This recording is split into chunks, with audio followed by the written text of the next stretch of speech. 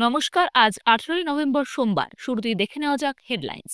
সদস্য সংগ্রহে চাপ অনেক। বিয়ে বাড়ির ভোজ খেতে গিয়েও কনের মিসড কল নিলেন বিজেপির শ্রমিক। যুক্ত হচ্ছে প্রায় 8% নাম। আবাসের তালিকা যাচাইয়ের সময়সীমা বাড়ালো রাজ্য সরকার। নন্দীগ্রামে বিজেপি জয় পেতেই বড় ধাক্কা নেমে এলো তৃণমূলে। খাস কলকাতায় দিনে দুপুরে এবার ব্যবসায়ীর ওপর হামলা, দোকান খুলতেই। সব হাসপাতালে লাইভ স্ট্রিমিং হোক, ফের কল্যাণের নিশানায় জুনিয়র ডাক্তাররা। প্রথম কিস্তির টাকা দিয়ে কুপোকাত। আবাস প্রকল্পের টাকা মেটাতে বড় সিদ্ধান্ত রাজ্যের। ধর্মনিরপেক্ষ ভারতে বাংলার হিন্দুরা দ্বিতীয় শ্রেণীর নাগরিকে পরিণত হয়েছে। মুর্শিদাবাদের বেলডাঙ্গায় হিংসার প্রতিক্রিয়া অমিত মালব্যর। প্রতিদিন সঠিক নিয়মিত খবর পেতে আমাদের শিলিগুড়ি নিউজ টিভি চ্যানেলটিকে সাবস্ক্রাইব করুন। আসছি বিস্তারিত খবরে। সময় কমছে, দিল্লি এখনো বহুদূর। নভেম্বরের মধ্যে সদস্য সংগ্রহ অভিযান শেষ করতে হলে এখনই ঝড় তুলতে হবে রাজ্য নেতাদের। এমনই নির্দেশ কেন্দ্রীয় নেতৃত্বের। সেই লক্ষ্যে প্রতিদিন বিভিন্ন বিধানসভা এলাকায় গিয়ে বাড়ি বাড়ি ঘুরে সদস্য সংগ্রহ করছেন বিজেপির রাজ্য সভাপতি সুকান্ত মজুমদার। বিরোধী দলনেতা শুভেন্দু অধিকারী থেকে দলের অন্যান্য নেতা, সাংসদ, বিধায়ক এবং সদস্যের খোঁজে দিনরাত এক করে পরিশ্রম করছেন বলেই বিজেপির দাবি। তবে তার মধ্যেই নতুন নজির গড়লেন বাংলায় বিজেপির সদস্য সংগ্রহ অভিযানের দায়িত্বপ্রাপ্ত নেতা শ্রমিক ভট্টাচার্য। রাজ্যসভার সাংসদ শ্রমিক শনিবার রাতে বিয়ের নিমন্ত্রণ রক্ষা করতে গিয়ে কনেকেই বিজেপির সদস্য করে নিলেন। শনিবার কামারহাটি এলাকায় একটি পরিচিত পরিবারের বিয়ের অনুষ্ঠানে গিয়েছিলেন শ্রমিক, সঙ্গী কয়েকজন দলীয় কর্মী। কনের জন্য নিয়ে যাওয়া উপহার দেওয়ার পর্বই বিজেপির সদস্য সংগ্রহ অভিযানের অঙ্গ হয়ে ওঠে। শ্রমিকের সঙ্গে থাকা এক বিজেপি কর্মী বলেন, দাদা উপহার দেওয়ার পরে কনে নিজে থেকেই বলেন, আমি বিজেপির সদস্য হয়ে আপনাকে রিটার্ন গিফট দিতে চাই। তারপরেই গোটাটা ঘটে। কনের কাছে মোবাইল ফোন ছিল না, কিন্তু বিজেপির সদস্য হতে গেলে প্রথম শর্তই হচ্ছে একটি নির্দিষ্ট নম্বরে মিসড কল দেওয়া। কনের বাড়ির লোকেরা সঙ্গে সঙ্গেই মোবাইল ফোনটি এনে দেন। শ্রমিক নিজে হাতে দেখিয়ে দেন কোন নাম্বারে মিসড কল দিতে হবে। এই প্রসঙ্গে শ্রমিক বলেন, শুধু বাংলা নয়, গোটা দেশে সদস্য সংগ্রহ অভিযান চলছে।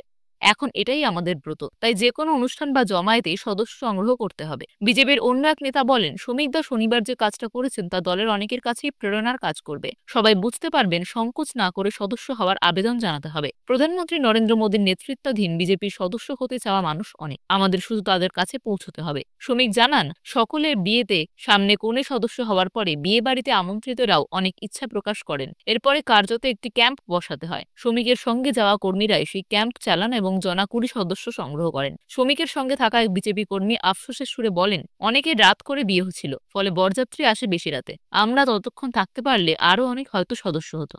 আবাস যোজনায় 2022 সালে যে তালিকা তৈরি হয়েছিল তাতে প্রায় 11.5 লক্ষ উপভোক্তার নাম ছিল, কিন্তু কেন্দ্রীয় সরকার ওই টাকা না দেওয়ায় তখন বাড়ি তৈরির টাকা দেওয়া যায়নি।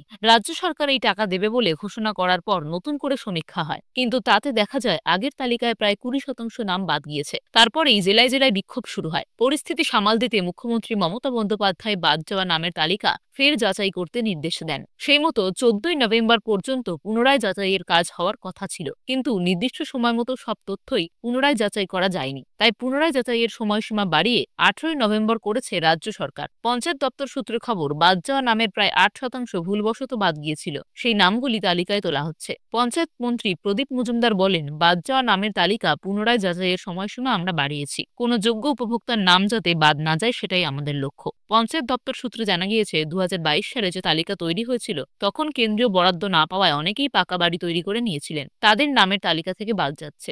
অনেকে বাড়ি তৈরি করে ফেলায় স্বেচ্ছায় তালিকা থেকে নাম বাদ দেওয়ার আবেদন জানিয়েছিলেন, তবে ভুলবশত অনেক নাম বাদ গিয়েছিল, সেগুলি তালিকায় অন্তর্ভুক্ত করা হচ্ছে। পঞ্চায়েত দপ্তর সূত্রে জানা গিয়েছে, পুনরায় যাচাইয়ের সময়সীমা বাড়ানোর পেছনে তথ্য সংগ্রহ নয়, তরুণের স্বপ্ন প্রকল্পে অ্যাকাউন্ট নম্বর ভুল থাকায় অনেক যোগ্য উপভোক্তা টাকা পাননি। সেই ভুল যাতে আবাস যোজনার ক্ষেত্রে না হয়, তাই প্রত্যেক উপভোক্তার অ্যাকাউন্ট নাম্বার এবং আইএফএসসি কোড মিলিয়ে দেখার কাজ চলছে। একই সঙ্গে আবাস যোজনায় যুক্ত হওয়া নামের তথ্য ভালোভাবে যাচাই করা হচ্ছে। মুখ্যমন্ত্রী মমতা বন্দ্যোপাধ্যায় নির্দেশ দিয়েছিলেন, কেন্দ্রীয় সরকারের মতো কঠোর নিয়ম আবাস যোজনায় টাকা দেওয়ার ক্ষেত্রে রাজ্য সরকার মানবে না। কেউ ঘরের একটা পাকা পাঁচিল তুললে তার নাম তালিকা থেকে বাদ যাবে না। সরকার বিষয়টি মানবিকভাবে দেখবে। সেই মতো কেউ বাড়ির 10% পর্যন্ত পাকা করলেও তাদের নাম অন্তর্ভুক্ত করা হচ্ছে। চূড়ান্ত তালিকা তৈরির পর পঞ্চায়েত দপ্তরের কর্তাদের নিয়ে বৈঠকে বসবেন মুখ্যমন্ত্রী। তারপরেই আবাসের টাকা দেওয়ার প্রক্রিয়া শুরু হবে। বড়দিনের আগেই প্রথম কিস্তির টাকা যাতে দিয়ে দেওয়া যায় সেই চেষ্টা করা হচ্ছে।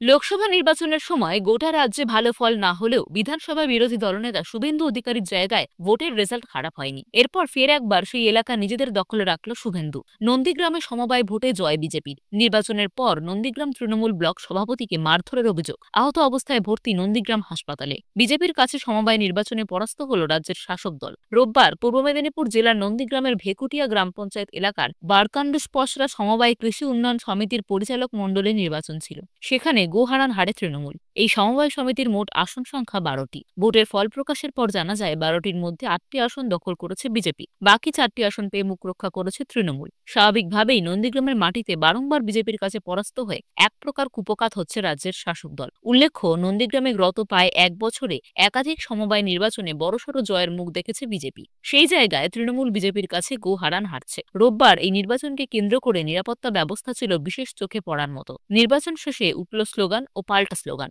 অভিযোগ, বিজেপি নেতৃত্ব তৃণমূল কর্মী সহ তৃণমূলের নন্দীগ্রাম 1 নম্বর ব্লকের সভাপতি বাপ্পাদিত্য গর্গকে মারধর করা হয়েছে।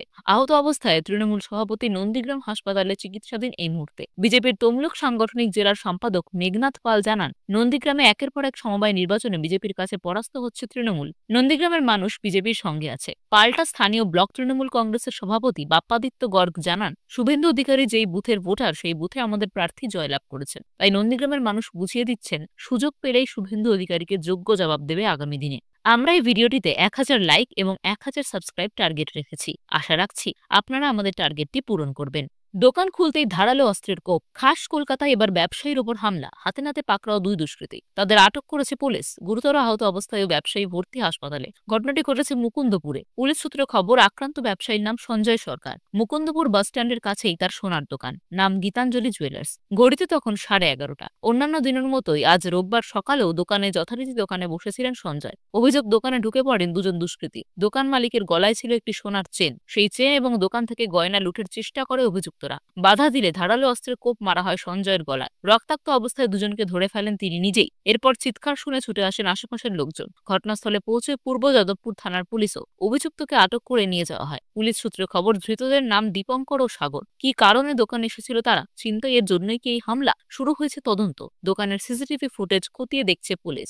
আক্রান্ত ব্যবসায়ীর স্ত্রী বলেন, আমি চিনি না কাউকে, কেন করলো আমাকে জানতে হবে। সেরকম তো কোনো ব্যাপারই নেই, ও তো জাস্ট দোকান আর বাড়ি, শত্রু বলে জানা নেই। ফের কল্যাণের নিশানায় জুনিয়র ডাক্তাররা। হুগলির উত্তরপাড়ায় একটি রক্তদান শিবির অনুষ্ঠানে শ্রীরামপুরের সাংসদের বেফাঁস মন্তব্য। বিচারের দাবি সহ হাসপাতালে চিকিৎসকদের সুরক্ষা সহ একাধিক দাবিতে 100 দিন ধরে টানা আন্দোলন চালিয়ে যাচ্ছেন জুনিয়র ডাক্তাররা। কিন্তু বহু সময় তাদের বিরুদ্ধেও অভিযোগ উঠেছে।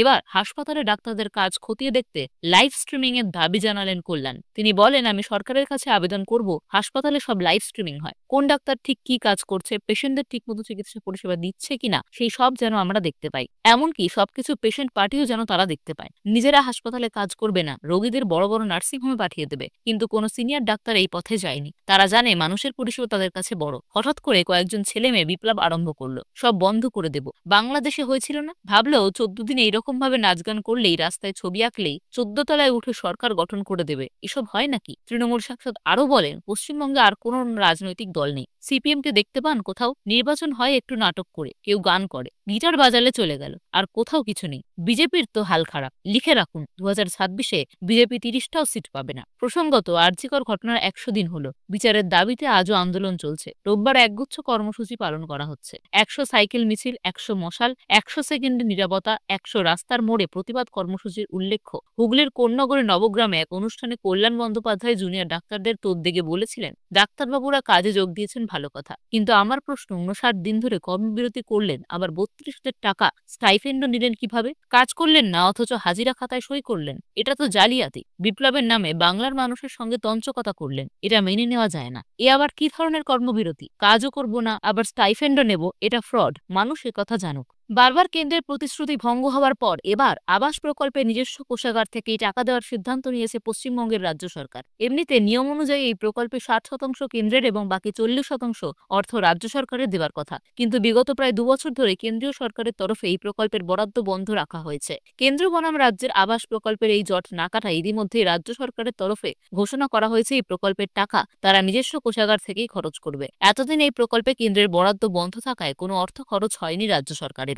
তাই প্রশাসনের একাংশের মতো আগামী দিনে রাজ্য সরকারের কাছে ওই টাকাই আবাস উপভোক্তাদের প্রথম কিস্তির টাকা মেটাতে বড় ভরসা হয়ে উঠতে চলেছে। আবার অপরপক্ষের দাবি, দিনে দিনে যে হারে রাজ্য সরকারের ওপর খরচের বোঝা বাড়ছে, তাতে প্রথম কিস্তির টাকা মেটানোর পর গোটা প্রকল্প চালানোর টাকা কোথা থেকে নিয়ে আসছে তা নিয়ে চিন্তায় পড়ে গিয়েছে রাজ্যের অর্থ দপ্তর। এই প্রসঙ্গে পঞ্চায়েত মন্ত্রী প্রদীপ মজুমদার বলেছেন, এবারের বাজেটে রাজ্যের ভাগের 40% টাকা ধরাই আছে। দফতরের বাজেট থেকেই প্রথম কিস্তির টাকা দেওয়া যাবে, দরকার হলে কিছুটা আরও বরাদ্দ করা যায়। প্রসঙ্গত 2022 সালের নভেম্বরে 11 লক্ষ উপভোক্তা সম্বলিত একটি তালিকা কেন্দ্রীয় সরকারের অনুমোদন পেয়েছিল। সেই তালিকা অনুযায়ী আবাস প্রকল্পের উপভোক্তাদের বাড়ি তৈরির টাকা দেওয়ার কথা ঘোষণা করেছে রাজ্য সরকার। ইতিমধ্যেই শুরু হয়ে গিয়েছে তার প্রস্তুতি। জানা যাচ্ছে, মাথাপিছু 1,20,000 টাকা করে পাবেন। বিশেষজ্ঞদের একাংশ জানাচ্ছেন, এই হিসেব অনুযায়ী এই প্রকল্পের জন্য মোট 13,200 কোটি টাকা বরাদ্দ হওয়ার কথা। তার মধ্যে 60% হিসেবে কেন্দ্রের দেওয়ার কথা প্রায় 7,920 কোটি টাকা, আর রাজ্যের 40% হিসেবে প্রায় 5,280 কোটি টাকা আসার কথা।